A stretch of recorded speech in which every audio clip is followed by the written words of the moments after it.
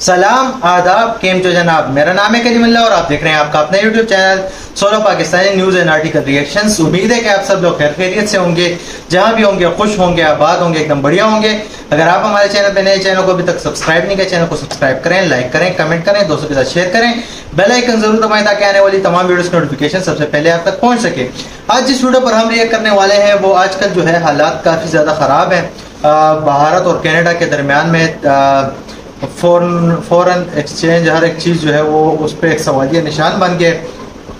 पता नहीं कनाडा क्यों ब्लेम कर रहे हैं भारत को, मुझे फुल डिटेल नहीं पता, लेकिन कनाडा के पीएम जो है वो इस मामले को यूनाइटेड नेशन में ले गए। अभी देखते हैं कि कौन जीतेगा कौन हारेगा, लेकिन भारत का पक्ष काफ़ी ज़्यादा भारी है। तो बिना कोई टाइम का वीडियो को स्टार्ट करते हैं। वीडियो को एंड तक देखें, एंजॉय करें।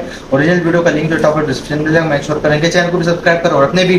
तो बिना कोई देरी की वीडियो को स्टार्ट करते हैं। वीडियो को एंड तक देखें, एंजॉय करें, इन्फॉर्मेशन हासिल करें। आज में बातचीत करेंगे। लेट भारत और कनाडा के रिश्ते सुधरने का नाम नहीं ले रहे हैं और 72 घंटे हो गए हैं इस मीडिया के अंदर एक ये मामले को आए हुए, लेकिन अभी भी मामला वैसे का वैसा हरा बना हुआ है।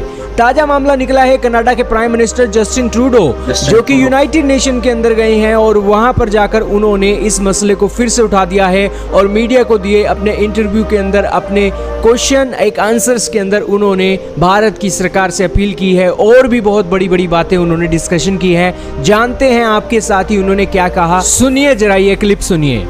Call upon the government of India to work with us, to take seriously these allegations and to allow justice to follow its course. यहीं पर वो मीडिया के अंदर कह रहे हैं कि मैं भारत की सरकार को फिर से कहता हूं कि हमारे साथ इस जो एलिगेशन के ऊपर हमारे साथ काम कीजिए और काम करने के साथ जस्टिस को प्रोवाइड कीजिए। Your statement in the House of Commons the other day, some of the reactions, some of the conversation's been about the quality of the evidence, how much Canada has. You said it was credible. Can I ask you to characterize it just a little bit further about how extensive it is, how solid it is, and whether you might ever share some of that with the public? So how extensive is this evidence? तो इसके बाद पत्रकार उनसे पूछता है कि Canada के प्रधानमंत्री, क्या मैं आपसे पूछ सकता हूं कि आपने जो एक आपके पास जो एविडेंस है जिसके ऊपर आप ये इतनी बड़ी बड़ी बातें बोल रहे हो, क्या आप हमें उस एविडेंस के बारे में कुछ बता सकते हो कि कितना वो एक्सपेंसिव है, कितना वो सॉफ्ट है और किस तरीके की एक डेवलपमेंट आपके पास है, उसके बारे में आप बताइए। I think it's extremely important that as a country with a strong and independent justice system, we allow those justice processes to unfold themselves with the utmost integrity. But I can assure you, the decision to share these allegations on the floor of the House of Commons Monday morning was not done lightly.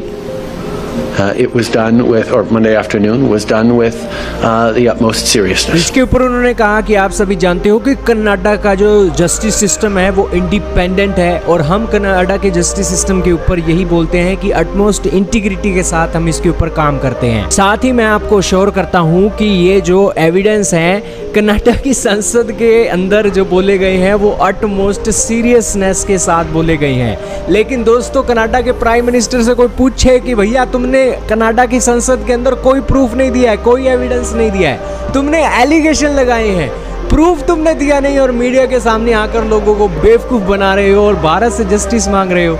ये तो बात हो गई कि मेरे को रात में सपना आया था और रात में सपने के अंदर तुमने मेरे बंदे को मार दिया और इसीलिए मेरे पास प्रूफ है और वो प्रूफ मैं दिखाऊंगा नहीं और तुम मेरे बंदे को मार रहे हो अपने देश के अंदर बैठकर। दोस्तों, हद होती है बेशर्मी की जो कनाडा के प्रधानमंत्री कर रहे हैं और उनके रिपोर्टरों को भी आज साफ पता लग रहा है कि ये बंदा झूठ बोल रहा है। खैर, इसी बीच आपको एक और क्लिप भी सुनाते हैं जो कल भारत की मिनिस्ट्री ऑफ एक्सटर्नल अफेयर के स्पोक्स पर्सन के साथ हुई और उनमें पत्रकारों ने पूछा कि भारत और कनाडा के रिश्ते जो खराब हो रहे हैं, क्या आपको नहीं लगता है कि इससे भारत की इमेज को खराब किया जा रहा है? सुनिए इसके ऊपर उन्होंने क्या कहा।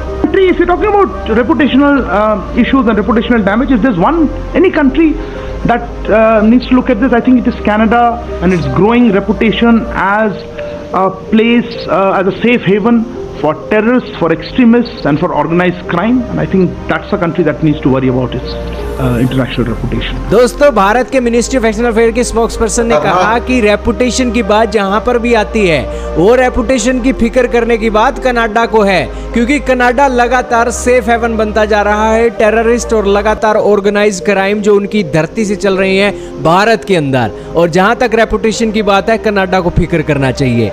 दोस्तों, ये वैल्यू है कनाडा के प्राइम मिनिस्टर की। लेकिन अब हम आपको वो क्लिप सुनाएंगे जिसके अंदर पत्रकारों ने कनाडा के पीएम से पूछा कि तुम भारत के साथ रिश्ते खराब कर रहे हो, क्या तुम्हें भारत के साथ एक रिश्ते अच्छे नहीं चाहिए, क्या तुम्हारा काम पूरा हो गया भारत के साथ? तो उसके ऊपर कनाडा के पीएम गिरगिट की तरह बदलते हुए दिखाई दिए। सुनिए जरा ये क्लिप सुनिए। Relations with India amongst the West, its growing importance, plays into the fact that a lot of your allies have been silent on this. I wonder what your reaction to that is, and if you do believe that accountability, if the evidence is credible, borne out by your investigation, if that will take a back seat to the harsh realities of geopolitics. सुना दोस्तों, आपने पत्रकार ने क्या कहा? पत्रकार ने कहा कि आपके जो अलाइज कंट्रीज हैं वो भारत के साथ रिश्ते अच्छे करते जा रहे हैं, और अच्छे करने के साथ साथ आपके द्वारा उठाए गए इश्यू के ऊपर वो आपके अलाइज साइलेंट हैं। और इसके ऊपर आप क्या कहना चाहेंगे, और जो आपके पास एविडेंस है उसके ऊपर भी बताइए। तो इसके ऊपर कनाडा के पीएम ने क्या कहा, सुनते हैं। There is no question that India is a country of growing importance. Canada के पीएम पहले सोचते हैं और फिर बोलते हैं, और कहते हैं कि इसके बारे में किसी को शक नहीं है कि भारत एक बहुत इंपॉर्टेंट कंट्रीज है और इसका इन्फ्लुएंस बहुत ज्यादा बढ़ता जा रहा है। And a country that we need to continue to work with, not just in the region but around the world. और इस बारे में भी किसी को शक नहीं है कि कनाडा जैसे देश को भी भारत जैसे देश की जरूरत है, ना सिर्फ एक भारत के साथ काम करने के लिए बल्कि दुनिया के अंदर अपना इन्फ्लुएंस बढ़ाने के लिए भी हमें भारत की जरूरत है। And we're not looking to provoke or cause problems. लेकिन हम भारत को किसी तरीके से उकसाना नहीं चाहते हैं, लेकिन फिर भी But we are unequivocal around the importance of the rule of law and unequivocal about the importance of protecting Canadians and standing up for our values. That's why we call upon the government of India to work with us. हमारे जो देश के अंदर rule of law है, जो हमारे देश के अंदर रूल है कि लोगों की, अपने लोगों की जान बचाना है और अपनी वैल्यूज के लिए खड़े होना है, और इसीलिए मैं गवर्नमेंट ऑफ इंडिया से अपील कर रहा हूँ कि हमारे साथ आप काम करिए। To establish processes to discover and to uncover the truth of the matter and to allow justice and accountability to be served. कि हमारे साथ काम करिए, प्रोसेस करिए और डिस्कवर करिए, और इस मैटर के एक जो सिचुएशन है उसको लेकर सारी जांच कीजिए। यानी कि कनाडा के पीएम ने कह दिया है कि उनके पास भी प्रूफ नहीं है, और यही कारण है कि वो कह रहे हैं कि भारत की सरकार के साथ मिलकर प्रोसेस शुरू हो और इस मैटर के ऊपर डिस्कवर किया जाए कि आखिरकार इसके पीछे कौन है। अरे हद हो गई कनाडा के पीएम जस्टिन ट्रूडो, आपके पास तो कोई प्रूफ ही नहीं है। यही कारण है कि आप कह रहे हो कि भारत के साथ अगर बातचीत होगी तब इसके बारे में प्रोसेस होगा और तब इसके बारे में डिस्कवर होगा कि आखिरकार इसके पीछे रिस्पॉन्सिबल कौन है। अरे ये तो वही बात हो गई कि सारी की सारी रामायण खत्म हो गई और कनाडा के पीएम को अभी तक पता नहीं लगा है कि सीता कौन है। अरे हद हो गई कनाडा के पीएम। खैर, आपका क्या मानना है दोस्तों? कनाडा के पीएम मीडिया के सामने सरेआम आकर बता रहे हैं कि उनके पास कोई प्रूफ है, लेकिन फिर भी वो भारत कनाडा के रिश्तों को खराब कर रहे हैं। करने का कारण भी है क्योंकि जिन बंदों ने एक निज्जर को मारा है उनमें से एक भी बंदा इन्होंने अपने देश के अंदर नहीं पकड़ा है। यही कारण है कि यार कोई बंदा इनके देश में आकर बंदा मार कर चला जाता है और ये कह रहे हैं कि भारत वालों ने मरवाया है, भारत वालों ने मरवाया। कोई जैसे कहते हैं ना कि हाथ पैर तो होना चाहिए, कोई सबूत तो होना चाहिए, लेकिन कोई सबूत नहीं दे रहे हैं और आरोप लगाने में नंबर 1 है। क्या कहे अब कनाडा के पीएम? दोस्तों, आप महान हो और कहते हैं ना कि मूर्खों से ज़्यादा बहस नहीं करनी चाहिए, वही बात है।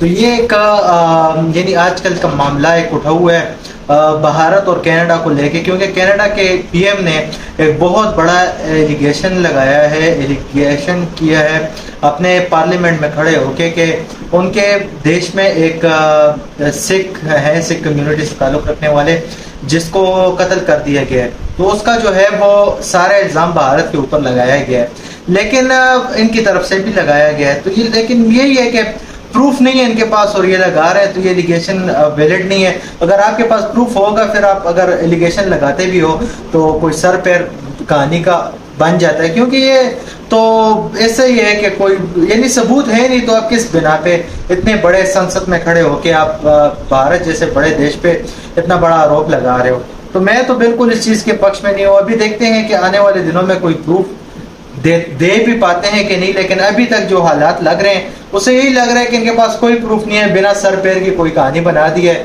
और उठ के कह दिया कि भारत ने मारा है। तो ये तो कोई मेरे ख्याल में कोई तुक नहीं बनती इस बात की। आपकी क्या राय है? आप अपनी राय कमेंट सेक्शन में लाजमी बताइएगा। तो फिर मिलते हैं किसी और वीडियो में किसी और टॉपिक पे होगी, तब तक के लिए बाय बाय, पीस आउट।